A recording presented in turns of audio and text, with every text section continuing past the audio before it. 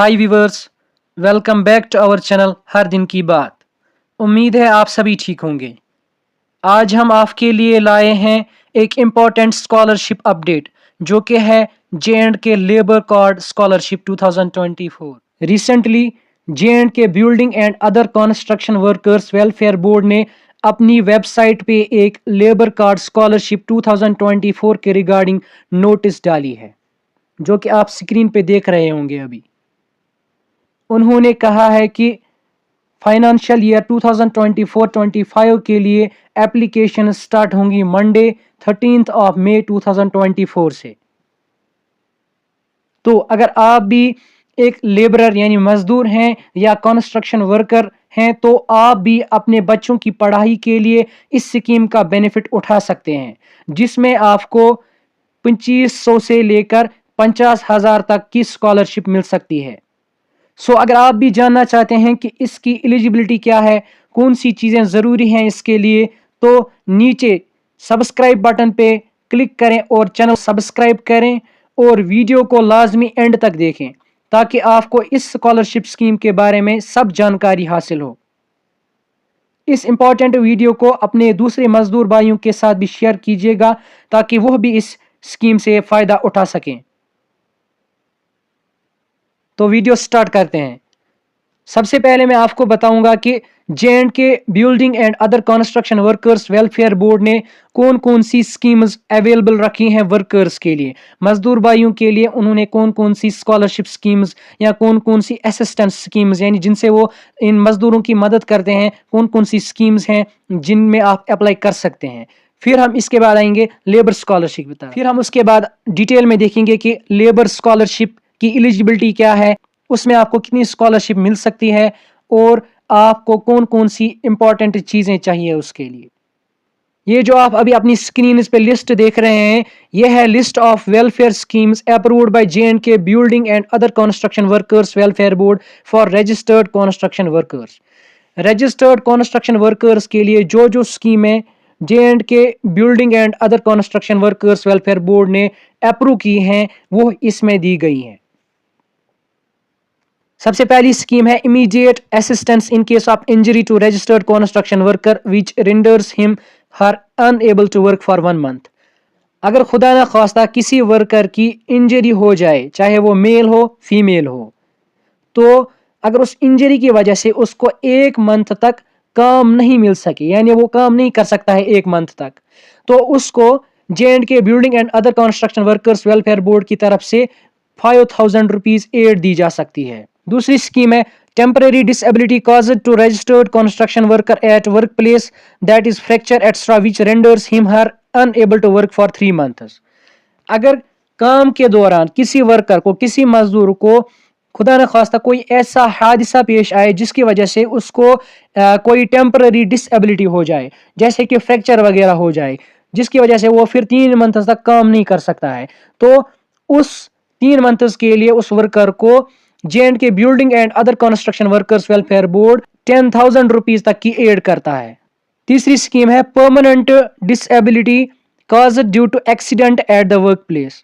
अगर किसी वर्कर भाई का खुदा न खास्ता वर्क प्लेस पे यानी जहाँ पे वो काम करता हो वहाँ पे एक्सीडेंट हो जाए खुदा न खास्ता, तो जिसकी वजह से उसको परमानेंट डिसेबिलिटी हो जाए, तो government of Jammu and Kashmir की तरफ से J&K building and other construction workers welfare board उनको 75,000 रुपीज की एड देती है।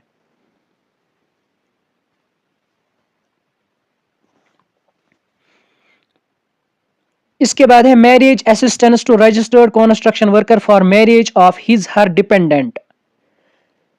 अगर किसी वर्कर की, किसी मजदूर की शादी हो घर में अपने बच्चों की, चाहे वो मेल हो चाहे फीमेल हो, यानी डिपेंडेंट्स जो उस पे हैं, तो उनकी शादी के लिए उसको असिस्टेंस दी जाती है 25,000 और ये 3 शादियों तक दी जाती है, यानी 3 बच्चों के लिए उसको ये एड दी जाती है। इसी तरह फ्यूनरल असिस्टेंस भी एक स्कीम है जिसमें उनको 5,000 रुपये दिए जाते हैं, और एक स्कीम है अगर खुदा न खास्ता उसको कोई मुहलिक बीमारी अल्लाह को, तो उसको 1 लाख रुपए तक दिया जा सकता है एज एड। फीमेल वर्कर्स को मैटरनिटी बेनिफिट दिया जाता है रुपीज 5,000 तक का। और इसी तरह डिपेंडेंट्स को असिस्टेंस दी जाती है 2 लाख रुपए तक की, अगर उनकी फैमिली में जो कंस्ट्रक्शन वर्कर हो उसकी डेथ हो जाए। अब आते हैं हम लेबर स्कॉलरशिप की तरफ। ये आता है एजुकेशन असिस्टेंस में। लेकिन याद रहे एक फैमिली में सिर्फ 2 बच्चों को ये स्कॉलरशिप मिल सकता है। लेबर कार्ड स्कॉलरशिप 2 बच्चों को मिल सकता है। अगर किसी फैमिली में 2 से ज्यादा बच्चे हैं, 3 हैं, 4 हैं, तो सभी को नहीं मिलेगा, बल्कि 2 को मिलेगा। और इसके लिए क्या क्राइटेरिया रहता है, मैंने आपको वीडियो के स्टार्टिंग में ही बताया कि आपको 2500 से लेकर 50,000 तक की स्कॉलरशिप एड मिल सकती है। तो उसके लिए उन्होंने ये कैटेगरी रखी है। अगर कोई स्टूडेंट है प्रोफेशनल या टेक्निकल डिग्री जिसके पास है या वो पढ़ रहा है और वो रेगुलर स्टूडेंट है, डिस्टेंस मोड में नहीं हो, तो उसको 50,000 रुपीज पर एनम यानी साल के 50,000 रुपये दिए जाते हैं एड। उसके बाद अगर 3 years engineering any other recognised diploma courses हो और वो रेगुलर स्टूडेंट हो, तो उसको 30,000 रुपीज दिए जाते हैं एज स्कॉलरशिप। इसी तरह अगर ITI डिप्लोमा कोर्स कर रहा हो और रेगुलर स्टूडेंट हो तो उसको 10,000 रुपीज दिए जाते हैं पर ईयर। इसी तरह अगर पैरामेडिकल डिप्लोमा कोर्सेज और रेगुलर स्टूडेंट हो तो उसको भी 10,000 रुपीज। इसी तरह अगर किसी ने कोई PG कर रहा हो, रेगुलर स्टूडेंट हो, पोस्ट ग्रेजुएशन कर रहा हो, मास्टर्स कर रहा हो, तो उसको 15,000 रुपीज दिए जाते हैं। अगर कोई UG अंडर ग्रेजुएट यानी बैचलर्स डिग्री कर रहा हो तो उसको 10,000 रुपीज दिए जाते हैं। अगर कोई बच्चा 11th में हो या 12th में हो और रेगुलर हो तो उसको 6,000 रुपीज दिए जाते हैं। Class 9th and 10th regular students को 4,500 दिए जाते हैं। Class 6th to 8th 3,500 and class nursery और 1st to 5th प्राइमरी में 2,500 रुपीज दिए जाते हैं एज स्कॉलरशिप। ये था डिफरेंट कैटेगरीज कि किन को कितनी स्कॉलरशिप मिलती है। और इस लिस्ट में हमने देखा कि एक लेबरर, एक मजदूर को जो कि अनअवेयर होता है इन स्कीम से, वो किन किन स्कीम्स का बेनिफिट उठा सकता है। इन स्कीम्स के बारे में अच्छी तरह जानकारी हासिल करने के लिए आप J&K building and other construction workers welfare board की वेबसाइट से जाकर चेक कर सकते हैं इनकी एलिजिबिलिटी क्राइटेरिया और इनके लिए डॉक्यूमेंट्स क्या क्या चाहिए होते हैं। तो वो आप, लेकिन हमें जो आपको आज बताना है वो है एजुकेशन असिस्टेंस, जिसको आप सभी लोग जानते हैं J&K लेबर कार्ड स्कॉलरशिप के नाम से। तो आइए आप देखते हैं कि हम इस लेबर कार्ड स्कॉलरशिप के लिए कैसे अप्लाई करें। सबसे पहले तो आपको आना है इनकी वेबसाइट, ऑफिशियल वेबसाइट पे, जो है J&K building and other construction workers welfare board, इनकी ऑफिशियल वेबसाइट पे। यहाँ पे आपको एक ऑप्शन दिख रहा होगा वर्कर रजिस्ट्रेशन। अगर आप नए वर्कर हैं यानी आपने अभी रजिस्ट्रेशन नहीं किया है तो आपको यहाँ वर्कर रजिस्ट्रेशन पे क्लिक करना है। लेकिन अगर आपने ऑलरेडी पिछले साल अप्लाई किया था यानी आप ऑलरेडी एक रजिस्टर्ड वर्कर हैं तो आपको न्यू रजिस्ट्रेशन पे नहीं बल्कि वर्कर रिन्यूअल पे क्लिक करना है। अब जो नए वर्कर्स हैं जिनकी नई रजिस्ट्रेशन होने जा रही है तो वो वर्कर रजिस्ट्रेशन लिंक पे क्लिक करेंगे। वर्कर रजिस्ट्रेशन पे क्लिक करने के बाद आपके सामने ये स्क्रीन आएगी, ये इंटरफेस आएगा, जिसमें सबसे पहला ऑप्शन होगा आपके लिए न्यू वर्कर रजिस्ट्रेशन। यहाँ पे आपको दिख रहा होगा न्यू वर्कर रजिस्ट्रेशन टॉप पे, तो आपको इसी न्यू वर्कर रजिस्ट्रेशन पे क्लिक करना है।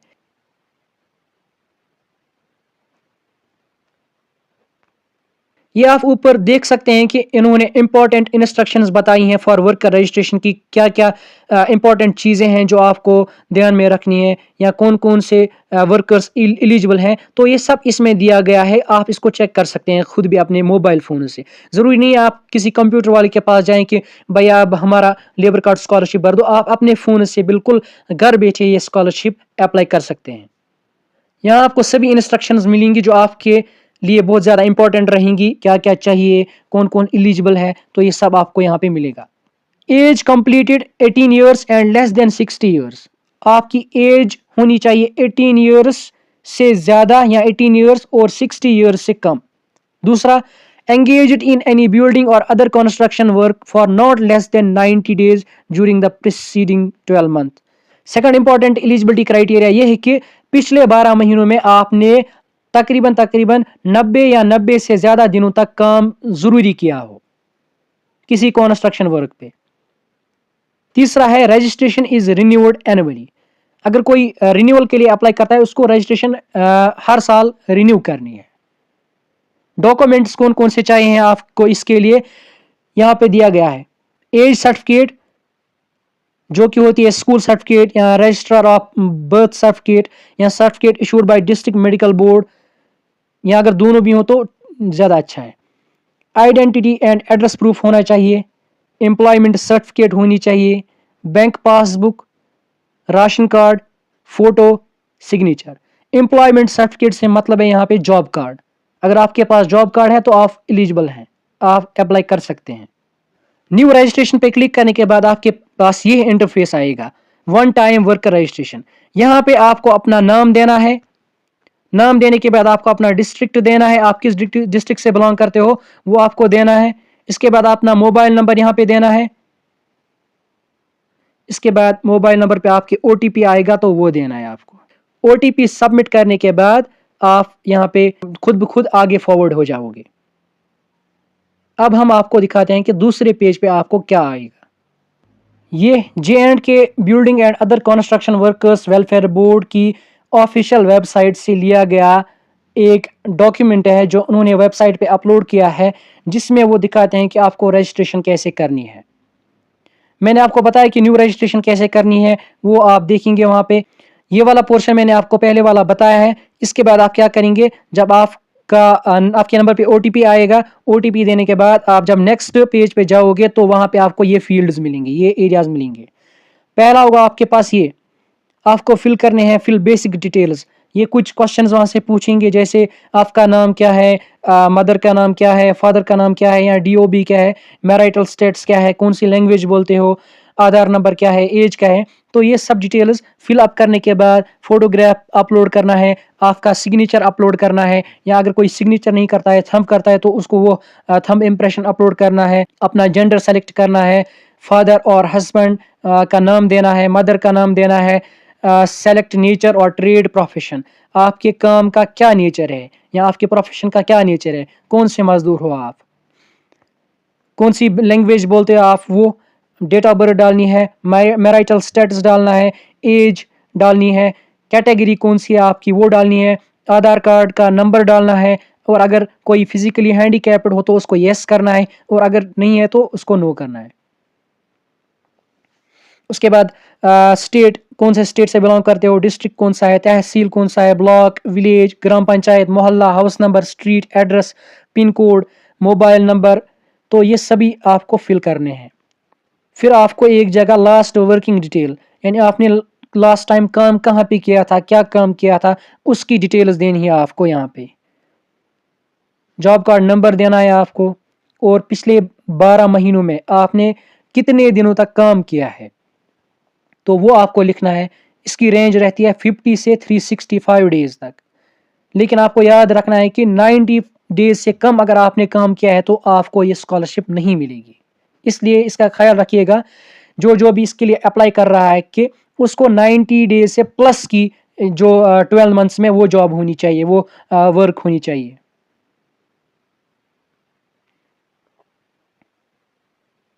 ये सब यहाँ पे काम की डिटेल्स हैं, आपने कहाँ काम किया है, कॉन्ट्रैक्टर कौन था, एम्प्लॉयर कौन था, या एड्रेस क्या है, तो वो सब आपको यहाँ पे देना है। और कंस्ट्रक्शन वर्कर्स, बैंक नेम क्या है, बैंक ब्रांच नेम क्या है, आईएफएससी कोड क्या है, तो अकाउंट नंबर क्या है, वो आपको, यानी अपने कंस्ट्रक्शन वर्कर हुआ मजदूर, तो उसकी डिटेल्स यहाँ पे आपको फिल करनी है यहाँ पे। फिर आपको फैमिली की डिटेल्स फिल करनी है इसमें।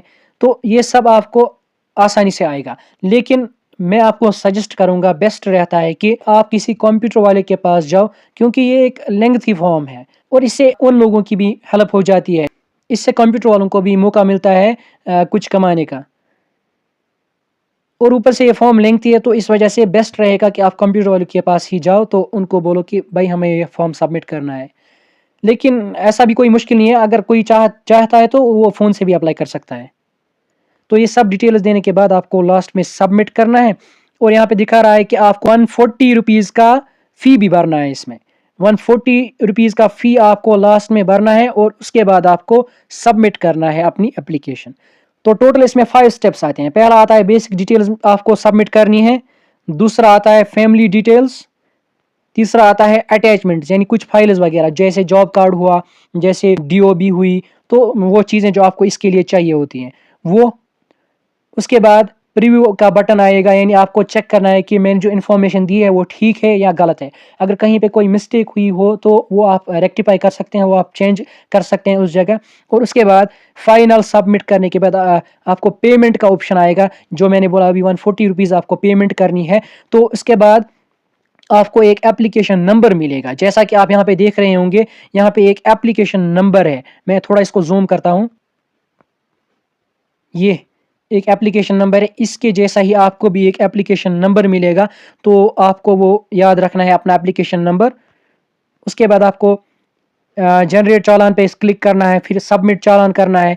तो ये सब करने के बाद आपको लास्ट में फाइनल सबमिट करना है। तो फाइनल सबमिट करने के बाद आपकी पूरी स्कॉलरशिप एप्लीकेशन कंप्लीट हो जाती है, और फिर आप एनएसपी पे जाके उसको कुछ महीने के बाद चेक कर सकते हैं कि क्या स्टेटस है हमारी स्कॉलरशिप का। आज की वीडियो में इतना ही। फ्यूचर में ऐसे ही वीडियोस और स्कॉलरशिप स्कीम्स के अपडेट्स पाने के लिए नीचे हमारी चैनल को सब्सक्राइब करें और बेल बटन को ज़रूर प्रेस करें। Thank you, have a great day.